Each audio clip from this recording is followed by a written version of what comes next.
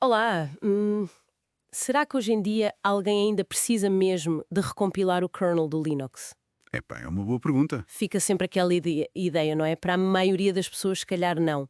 Mas, olhando aqui para as notas que temos, parece que ainda há razões válidas, sim. Sem dúvida.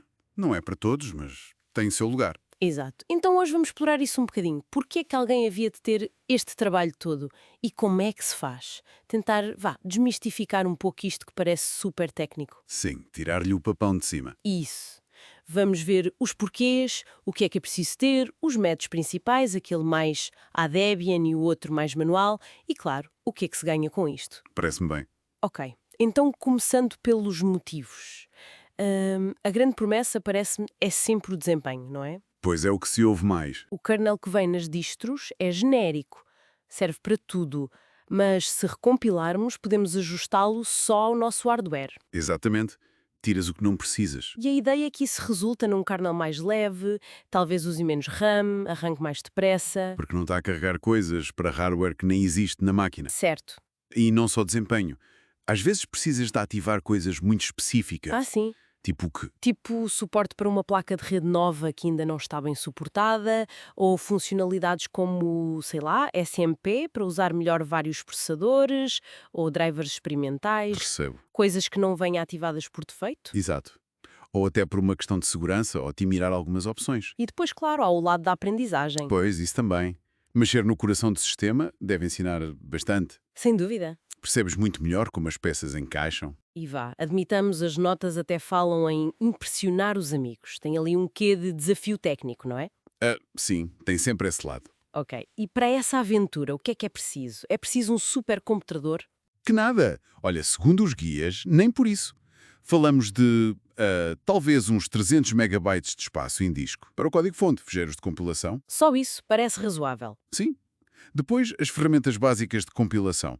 O GCC, que é o compilador. O que traduz o código, certo? Normalmente até já se tem se fizermos algum desenvolvimento. Ok. E se estivermos em Debian ou Ubuntu, por exemplo, há uns pacotes que ajudam imenso, tipo o Kernel Package, o dpkh-dev. Simplificam bastante. Ah, facilitam a vida, já vamos ver isso. Então, temos os ingredientes e a receita. Basicamente, há dois caminhos principais, pelo que percebi. Sim, são as duas grandes abordagens. Uma é essa que mencionaste, o método Debian com o kernel package. Parece ser mais simples, não é? Para quem dá a começar. É mais automatizado, o resultado final é um pacote .dev que depois instalas como outro qualquer. Bem mais limpo. E a alternativa? O método manual. Pois esse é o tradicional, digamos. Mais controle, mas mais passos manuais. Ok, vamos ver o Debian primeiro. Como é que funciona, mais ou menos? Ora bem, com o kernel package, basicamente descompactas o código-fonte, normalmente para o SR-SR. Depois vem a configuração. A parte do escolher o que entra e o que sai. Exatamente. Usas algo como o Make Menu Config. Abre um menu no terminal e vai escolhendo Y para incluir direto no kernel, M para compilar como módulo carregável, N para não incluir. Ok. Y, M, N. E essas escolhas ficam guardadas. Ficam num fecheiro .config.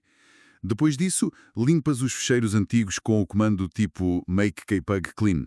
E a seguir, mandas compilar mesmo. Com o make kpug? Sim, algo como make kpug revisions igual custom 1.0 kernel image. Esse revision ajuda a dar um nome único.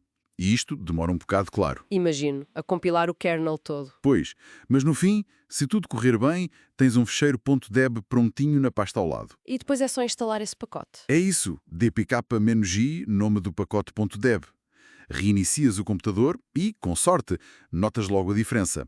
Talvez no arranque mais rápido. Parece acessível, vá. E o método manual, como é que difere? Parece mais assustador. Bem, a parte da configuração, o make menu config, é igual. A lógica é a mesma.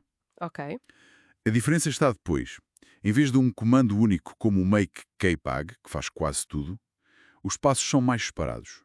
Tens de fazer make para compilar o kernel propriamente dito. Só make. E aquelas coisas de make dep, make clean. O make clean sim, antes de começar, para garantir que está tudo limpo. O make dep era preciso em kernels mais antigos, abaixo do 2.6, mas agora já não é necessário. Depois do make principal, talvez make modules install, se tiveres módulos. E a instalação? Não há pacote .deb? Não. Tens de copiar as coisas manualmente. Copias o fecheiro do kernel compilado, que normalmente se chama baseimage ou algo parecido, para a pasta boot. Uhum. E depois, o passo crítico. Tens de dizer ao gestor de arranque, o Grub ou o Lilo, se alguém ainda usar Lilo, onde está o novo kernel e como o arrancar. Tens de editar o fecheiro de configuração dele. Ah, ok. É aí que a coisa pode correr mal, imagino. Exato. É por isso que as fontes todas dizem: tem sempre um plano B. Mantém a entrada do kernel antigo no menu de arranque ou tem uma pen USB de arranque à mão. Percebo. Mais controle, mas... Mais responsabilidade. Lá está. Se te enganas a configurar o grupo, o sistema pode não arrancar. Faz todo o sentido. O método Debian parece mais seguro para começar. Sem dúvida. Mas o manual dá-te uma compreensão mais profunda do processo. E permite, por exemplo, ter vários kernels personalizados facilmente, sem ser através de pacotes. Ok. No fundo, o que é fascinante nisto tudo, parece-me, O quê? é essa capacidade de pegar numa coisa tão central como o kernel e moldá-la às nossas necessidades. É tirar o supérfluo, otimizar ao máximo para o nosso caso de uso, o nosso hardware. Exatamente. É quase artesanal nesse sentido.